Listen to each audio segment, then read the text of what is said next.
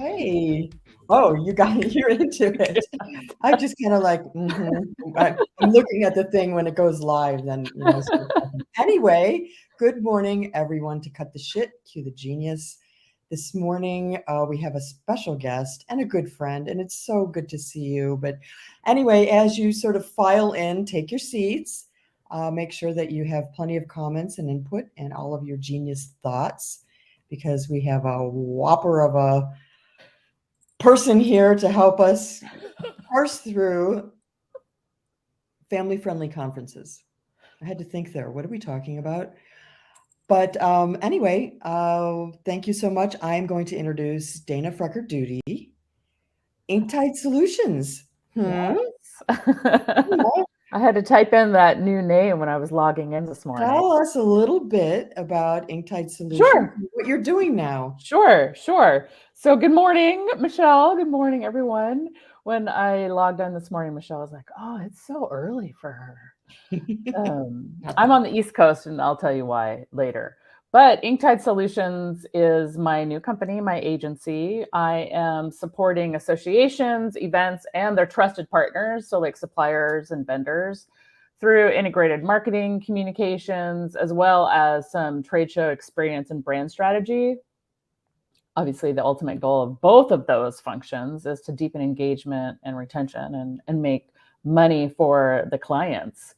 So I've been very blessed. I'm fractional CMO at a company and taking on and interested in earning some new business so I can broaden my impact. Is there anything left for you to know about the events industry? Yes. Oh my God. Digital stuff is, I am going to learn a lot this morning about family-friendly conferences. But I have been bebopping around this space for a little while, Michelle. You're right. We've known each other for a long time. And it's always fun to pull on your prior experiences to, help out clients that are having these problems maybe for the first time. Mm-hmm. Well, you spent a big chunk of your career at one company. And that, I'm sure, taught you a lot of stuff about conference design. I think that was kind of like your thing back then. Yeah, it was something that we really started pushing in on. I became very interested in how the spatial aspects of the trade shows that we were creating at the Expo Group were impacting the human beings that we were creating them for, ultimately, right? Like, how are those spaces impacting the brains, the hearts, the objectives of the people who are walking through there or rolling through there, be it the exhibitors, the attendees, the press, all the different stakeholders. So we really started pushing in with a lot of thought leadership in that regard. And I, really enjoyed helping the clients at that time to figure out how could they reimagine what their trade show looked like? How could they rethink the conference offerings and how that impacted their sponsorship dollar revenue and pulling that through the entire organization. So helping a couple clients with that now, which is good. Yeah, it's a recurring theme. It never dies. This human-centered sort of approach. Yes. I want to welcome Rachel and Nikitha and Liz and Vivian. I'll welcome you, Vivian, even though you guys are in the background. I know, poor Liz and Vivian, they have to listen to us and not be on the screen. Oh. Anyway, I wanted to just sort of talk to you a little bit about family-friendly conferences. First, because you have a lot of experience in just designing conferences of all types. And my first question to you is, do you sort of accept the premise that making a conference family-friendly is actually a way to have more people come? It's a way to attract more people that normally wouldn't come because A, they feel guilty, or B, they just don't have childcare. Yeah. So they have to kind of, bring the kids, maybe with a mom or I don't know, a spouse that gets time off, something like that. So is that true? Because I've also heard that the reverse is true. A lot of people go to conferences to get away from their family and just have a like moment in the hotel room with someone else cleaning the room and changing their sheets. Right. So I wanted to get your thoughts on that first. Yeah, I accept the premise, Michelle, that should be on the table when you're strategizing about how to draw your specific audience Mhm. for a specific event or conference or trade show, right? Like that's as far as I am willing to go in accepting any type of premise, because depending on research that you've done with your audience, you do not need to do that for every audience, right? Whether that be an industry audience or whether that be some other demographics that define who your audience is, right? But it definitely should be a consideration when you are thinking about the experience, because I think for a long time, many industries and executives sitting around the room would have that latter view, like, oh no, people don't want to bring their family, or oh, we can't be open to having children. It's Yeah. it just A needs to be liability. I considered. mean, It needs to be heaven considered. forbid, someone gets run over or injured, stuff like that. Yeah, and I mean, I spent, a lot of those years at the expo group, Michelle. So we definitely need to break down, like, move in during an event and then, like, setup is off limits, right? Like there's too many liabilities there. But then during the event, what do you want the experience to be? What do your stakeholders want the experience to be? And then move out. I mean, those kids better cut and run, or they're going to get boxed up, rolled up in the carpet. What about the sentiment that you talked about distractions? Some organizers don't even like to have their conferences, their trade shows in a family-friendly destination because they think it's too distracting. The attendees will just cut out early and go hang out at Disney World or something with the family. So is that a reality? Have you seen that, or do you have a feeling for that? Yeah, I have seen that, because, there are people who choose to go to a family-friendly destination on purpose Yeah. because they know that their audience is bringing the family. And there are ones who avoid those destinations because they don't want to be, encouraging that. It's and then again, I think that what the decisions that we were making and the input that we were putting into strategizing around that in 2018 is different than 2023, right? I was not in meetings with colleagues who had toddlers on their lap in 2018 or 19. And now on Zoom, that's a very common occurrence. Really? Oh yeah. Well, on Zoom, yes, on On Zoom. Zoom. I was Exactly. picturing like being in a conference room, like a general session with your child, and maybe that happens. I've never seen it, but I think that it's a possibility. I think that You have a cool the kid. way people work, and one, I think we should address like that, like just the way people work and how families and children have, I don't know if bled into that space is necessarily the right terminology, but that has blended a little bit, right? Just in the way that we work. And I do think that our events should recognize changes in how we work and in how societies become perhaps more accepting of those things. I once was at a conference and I was seated next to a lady who brought these little flying squirrel animals in a little pouch because they were too young to be left alone, and she was feeding them with a little eyedropper during the session. So it's, there's some responsibility if you bring a kid, you can't just Yes. Yeah, absolutely. leave them somewhere. It's also interesting. I mean, this conversation could go so many places, Michelle, because what is family really? Right? Like, what are we talking about when we say family? I mean, yeah, you have your pets, and then you have your comfort animals. You have Yeah, your kids, and then you have, I don't know, rental kids. right. But Multiple but that other woman you sat next to, if someone said, "Hey, this is a family-friendly conference," she was pouncing on the opportunity to bring the squirrels. family pet. They're called like sugar gliders. Yes, that's what Yes, they were. yes. They were. They If were you have a adorable. sugar glider, I want to hear about it in the comments. That's for next week's chat. Okay. Family friendly sugar glider conferences. It's a bit niche. But Well, you know what? Everybody wants a personalized event. Everybody wants personalized marketing right now, Michelle. So there could yeah. be a lot to that. It's one, I think we need to look at the financial impact of Mhm. making conferences family friendly. Like there could be a very um, big opportunity there Mhm. for convention planners to one. I mean, spouse programs used to be a thing, and that they charged for that, Right. right? Kid programs used to be a thing, and they charged for that. It's also cultural. If you're doing a company-wide event, what kind of culture is your company trying to enforce? My first trade show memory, Michelle, is a Prudential Insurance sales incentive trip. And Every other year, my dad's sales incentive trip was a family-friendly event, mhm. right? On the off years, he and my mom escaped and we stayed with my grandparents. But on those family-friendly ones, like I remember being part of that, and we were rewarded with vacation because we had sacrificed my dad, right? Being gone in the evenings or, go off to appointments. Yeah. So culturally for the company, that made good sense. Mhm. It was a great incentive for people with growing families.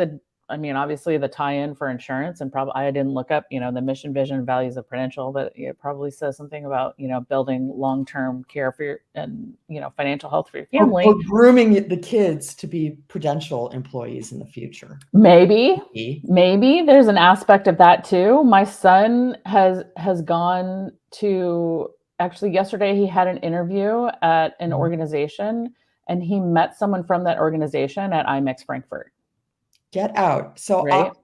talk about bringing your son to industry events. What was that I like? What was behind the decision to do that? And what did you do with him once he was there and you were at the conference working? right. So I brought him. Is that your fire alarm?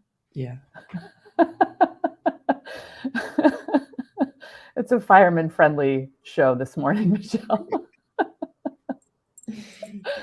Mhm. So I made the decision that one, I was a single mom traveling often for work, and I was traveling in a role of when we would exhibit or sponsor an event, right? So I was traveling in a marketing role, and I was able to take my son to a conference, to a PCMA conference where I was speaking in Boston because I had a friend who lived there, Mhm. right? Who could take care of I want to say it was 8 or 9, who could take care of him during the off times, right? So we went in over the weekend, spent some time with our friends. She kept him while I went and did business activities on Sunday. Obviously, we had a hotel right there by the conference, and he came down to the event with me when I was there in a speaking capacity. I wasn't there in a move-in capacity, and Yeah. I wasn't there in front of customers. Mhm. And I had a friend who was in that room, like, hey, can you help me keep an eye on my kid, right? But there's a lot of planning that goes into it, right? There is Mhm. a lot of logistics that go into that. There's also a lot of logistics, and I think this is, yeah, it is really hard to find childcare when you take your kids to a conference, and there's a lack of trust there, right? You don't know what babysitter the DMO or the hotel is going to give to you.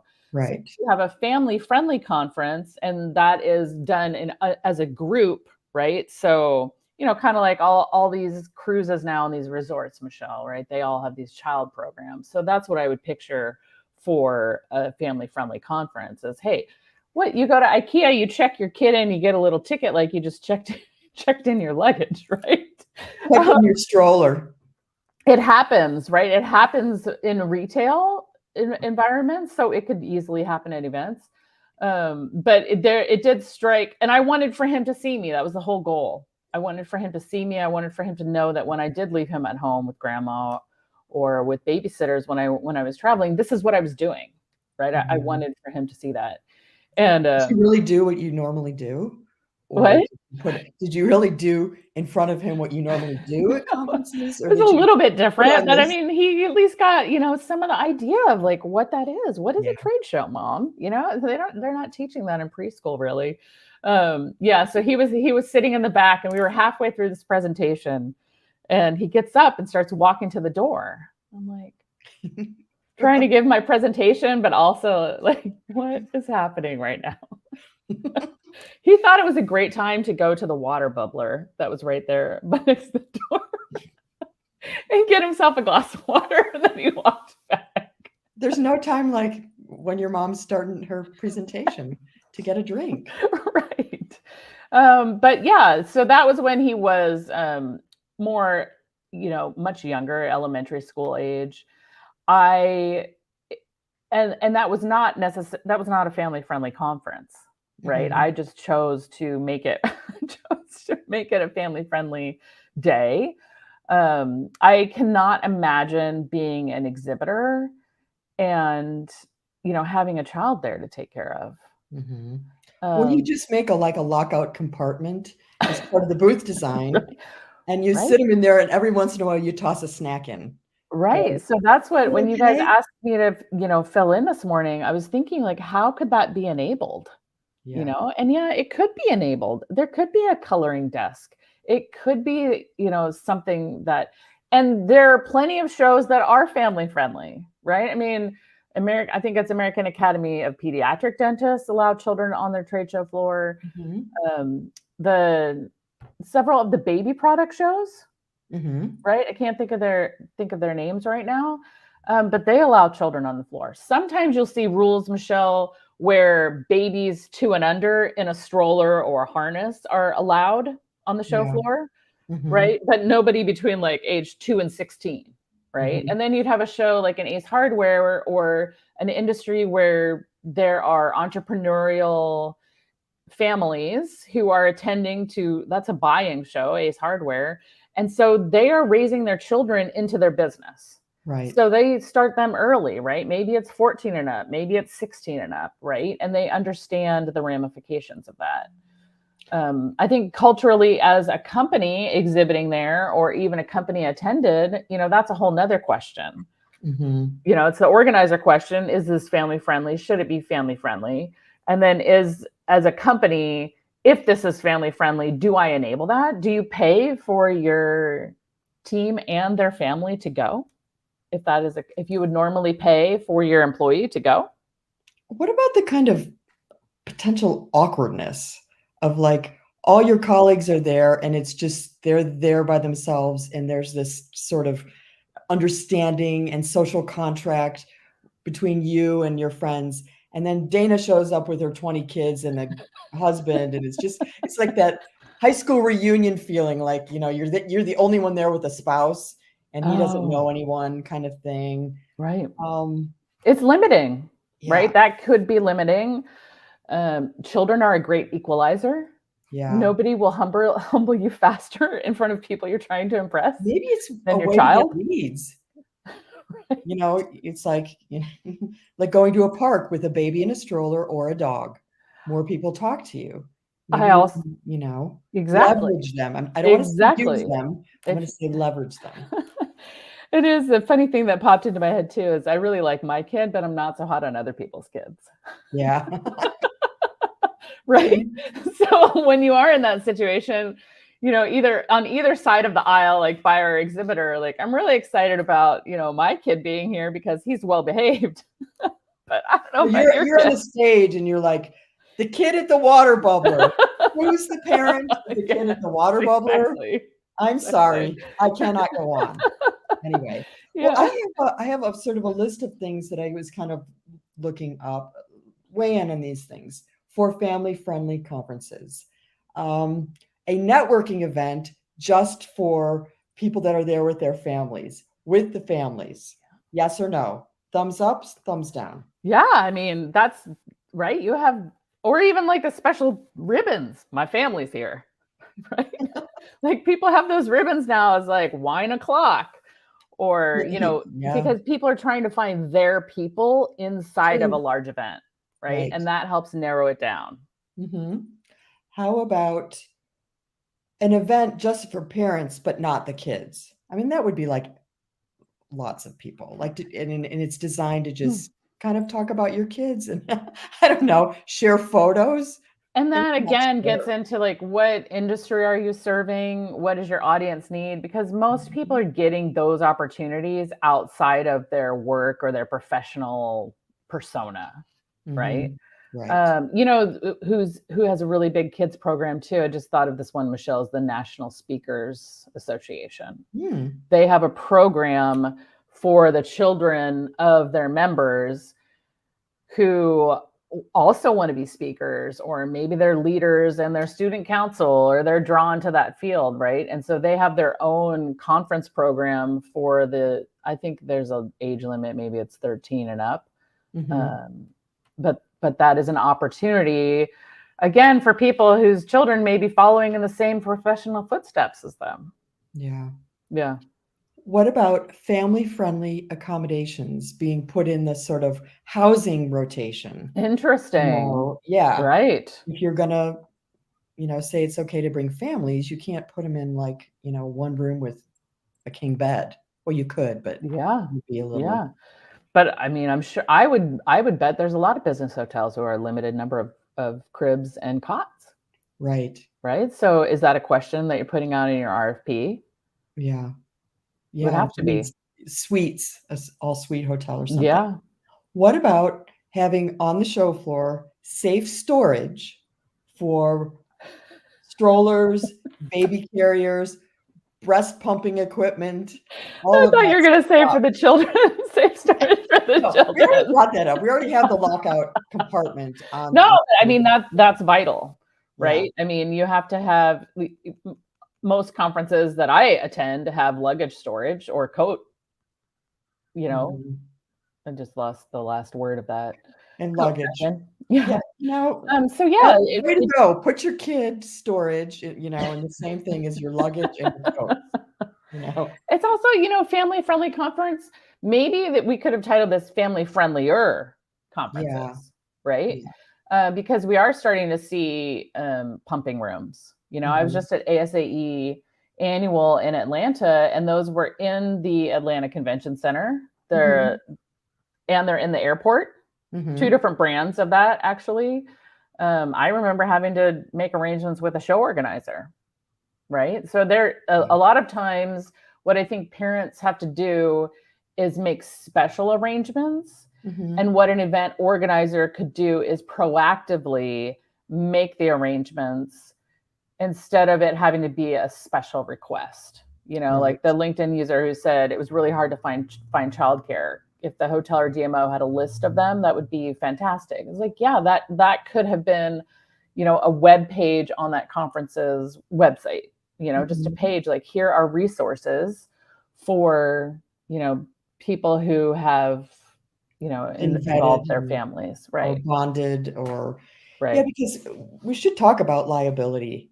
I I don't know, if I would bring an infant and leave them, with a childcare provider, no matter you know, how good the promotional Right. material around the fact that they're Right. safe Right. is. On the other hand, should we be thinking about kind of, I don't know, making special sessions around, like when you go to a theater, I haven't seen this in a while. They used to have a cry room, Oh yeah. where people that had young children could be in the cry room.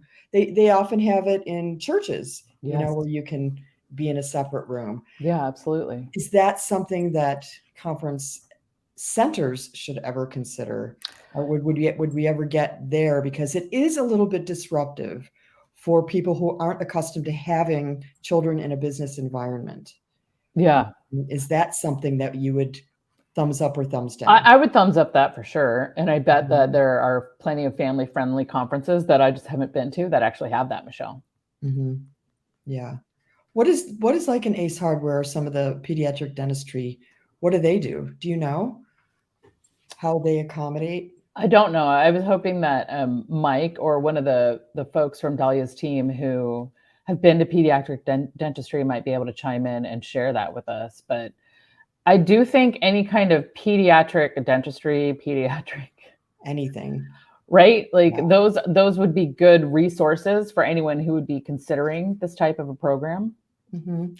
There probably should be a list of family-friendly conferences and trade shows somewhere, a breakout Yeah. list, because it could be, or a designation on the listing or the promotion of these events. And maybe it is. I just Yeah. haven't been particularly looking for that.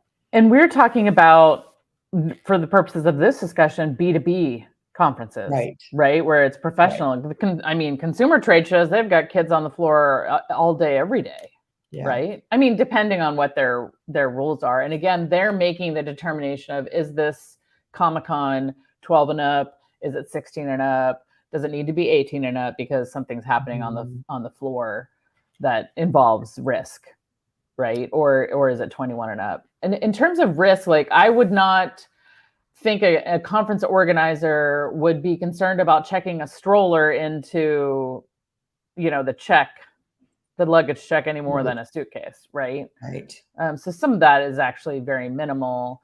And the idea, I'm sure there are lots of legal loopholes, in terms of waivers and things that a parent would have to take, or a guardian would have to take responsibility for to have. But you think about, all the things that parents will sign off on for their teenagers, like, hey, you want to go rappelling down that mountain or whatever with this guide? Right. Sure, here, or horseback riding, or whatever, zip lines, all of that stuff. It's like they never think about it, but going to a conference, I can sign off on that. Yeah, and that's because it's unusual. Yeah. Right. So if we're kind of like wrapping up here in the waning minutes, Michelle, is we are at a time, I think, in our evolution as event professionals where we are considering all of these things. And I think that the pandemic kind of led us into different ways of working and different trends that we're seeing in events. I don't know that inviting children to the event is like a huge untapped financial opportunity, but it could be for some organization. Or a cost center. That has to be a consideration. Correct. Well, I mean, do you think, last question, this is part of a diversity discussion? We're trying to be inclusive. Oh, for sure. Neurodiverse people to disabled people to, or differently abled people, all of that is this in that category? If someone wants to and has to bring their infant that's, on their chest and sleeps most of the time, should they be able to do it? Yeah, absolutely. Because it is part of that discussion, right? Do you want to encourage that mother to be at your show because she has a different, opinion or a different perspective on it, right? Do you want to enable a single mom to come and speak at your show because she's not able to cobble together all of, as a parent, and I bet there's probably parents who are listening on this, who the amount of work, because I have friends in professional space who are parents as well, and the amount of work it takes logistically to set up the logistics of, instead of me doing all the things that I would normally be doing at home before, during, after work, now I have to get somebody else to do them because I'm going to be out of town. Right. So it's pickups and birthday parties and dinners and breakfasts and packing lunch. And okay, you're picking up so-and-so and taking them to practice. And then so-and-so is picking them up after practice and taking them to, youth group at church or wherever. And then dad's going to pick up a youth group and take home and feed them and bathe them and put them to bed. I mean, that is a spreadsheet. Well, and I got to chime in that I'm a sandwich generation person. So I've had, young kids and older parents that both had demands. And it didn't ever, occur to me that, it was a burden. There was always, my husband pretty much will take up the responsibilities in the home front, but there are people, elders and elder care is another huge component of family-friendly conferences. Yeah. Anyway, I don't think, well, I was going to say, I don't think we've solved the problem. It's not really a problem. I think No, it's not. It definitely needs to be on the table for strategic consideration. Is at what level, right? Maybe there's just steps that you take to create certain environments, and maybe you go all the way. Mhm. Have sugar Yeah. gliders and babies everywhere. And maybe it starts even before the conference where we get people like you, a virtual assistant, that will plan all the logistics, Yes. for your child so that you can attend the conference, I Right. mean, maybe attendance starts way before even, Yeah. arriving at the Yeah. place Could and be. continues long after. Isn't that part of the 365 continuum that we're Yes. moving Treating after? people like whole people. Yeah, and then going home and making all your kids read the white papers and, stuff, 'cause we're already giving them the tchotchkes that we pick up, right? It's like, "Oh, my kid would love that stress ball." Yeah, that's one So thing we might as well I never share did our that. learnings. I never did that. That's a trap. I'll say that to all those parents out there. That is a trap that you have to come home with something. Yeah, that has to end, Yeah. sooner Don't rather ever than start it. later. Don't ever start it, then I'm you don't just have to end picturing, it. like, your poor kid's Christmas stocking chock full of all the giveaways from all the trade shows you did over the years, Right, right. you know? I No, I don't mean, I know. think a lot of them, they expect it right away, right? Either a Yeah. gift from the airport or tchotchke from the trade show floor. Yeah. We don't do Not that. anymore. I actually reversed it. I'm like, "I'm home. What are you gonna do for me?" You know? What are you Good gonna idea. demonstrate to me that, you were a big enough person to stay home and Yeah, not have to travel with me? yeah, It's just a thought, added into the mix. Anyway, thank you so much sure, for yeah. being here. I, as always, love to talk to you. I hope to see you in for reals Yeah, for real. soon. And it's kind of I don't know. We first sort of met participating in Expo Chat, our Twitter Yeah. chat, and then, you know, started a relationship online and then met in person. We've been friends for many years, and now we see each other at conferences, and now we're back online. This Right. is full circle. I just wanna It say, is full circle. It yeah, is. I'm gonna go up and grab a cup of tea and just breathe in deep. All right. Thank I you. just dropped my son off at college for his sophomore year, so I'm going to take a deep breath too. And then fly back to Dallas and go, "Yes, I Yes, am." except for the weather. All right, go have a cup of tea. Thank you, everyone who joined us this morning. It was Thank awesome. you. Have a good one. Bye. Bye.